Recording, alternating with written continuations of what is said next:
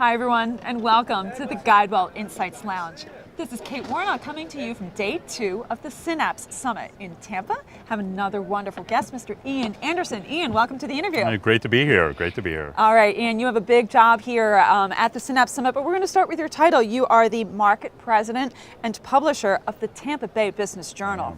I know you know this area really well, don't you? So. Yeah, I would say so I spent a lot of time here 7 years ago, started my career in the Tampa Bay area, Tampa Bay Business Journal. I left for 7 years and kind of worked at our business journals around the country.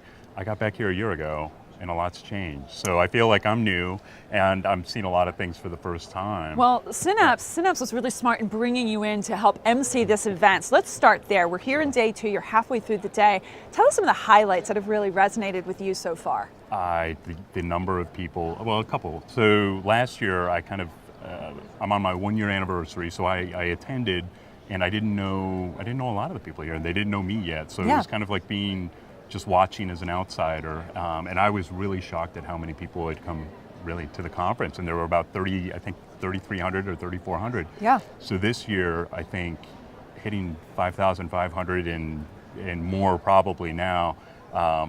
The number of folks that have come not only from Tampa Bay but across Florida, and then just when I asked as the MC, I asked the audience yesterday how many people have come from out of state. It was probably 15% of the people. I mean, it was a lot of out-of-state representation. So that was a huge shock, not just the sheer number of attendees, but just the diversity and geographic diversity and where they've come from. Really important, right? If we're going to gain traction, it can't just be from within Florida. We need to bring in the new talent from outside as well. I mean, we can tell ourselves that we're great all day, and that's you should. We should be our biggest advocates, but I think what's important is that others start looking at Tampa Bay as a true innovation hub, so that they invest here, they relocate here, they hire here, and we become known as a place that you want to come start and grow a company. Well, I think you have a pretty exciting announcement yourself, right? This week here, you have a sister publication that you are launching. Why don't you tell us about it? Yeah, so Tampa Bay Inno, so we launched Tampa Bay Inno yesterday. It's a digital startup, or it's a digital publication. All it does is cover startups. It's early stage, growth stage companies, funding, entrepreneurship, meetups, events, really targeting there'll be some overlap as far as audience goes, but this is an audience that ends up being very different than the typical business journal audience. It will write about things that honestly the business journal hasn't had such an acute focus on. Right. So it's the 12th city that we've launched in. We just launched Richmond, Denver, both of those in the last probably 4 months. Okay. But really, I mean, they started out of Boston, Chicago, DC, Austin, so really kind of these major innovation hubs. So it's really neat to be the 12th market to launch Inno in. And this is we launched, I think we just hit, as of this morning, we're close to 2,000 subscribers to Inno, so it's a newsletter. And that's faster than any of the other cities when we launch in the markets. Inno, it's INNO, correct? Is, right, and they can follow you on Twitter as well, right? Yeah, so Twitter, I mean, if you go to tampabayinno.com, perfect. It's perfect, it's right there, and you'll sign up for a newsletter, but you can find us, you can find us on Twitter, Instagram, LinkedIn, but I would say the newsletter is the best to kind of keep tabs. You get a nice digest of everything that's going on in early stage in our local community. Well, let's pivot back a little bit. You were mentioning how you came back to Florida after being gone for 7 years, and you really do have kind of a national perspective on innovation. What is it that you're seeing that's really changed in the 7 years since you've left? Right. What's changed here in Tampa Bay that has you excited? Yeah, gosh, so when I mean, take a walk outside, right? So just outside we're in Amalie Arena, Water Street, you see Embark, which is Jeff Finnick's innovation hub, Tampa Bay Wave, you've got, really just FIBA, so the Florida-Israel Business Alliance.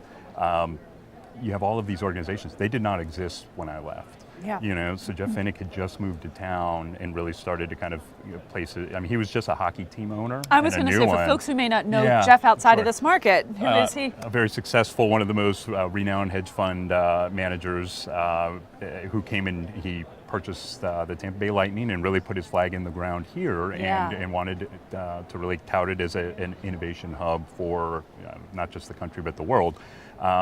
That wasn't here 7-8 years ago. So coming back, I mean, it's just been transformative, and I think it's it's given us confidence, and it's given us a reason to be really proud, and I think it's caused folks to move here, and also other, very smart, financially savvy folks from around the country, just because of Mr. Vinnick's network.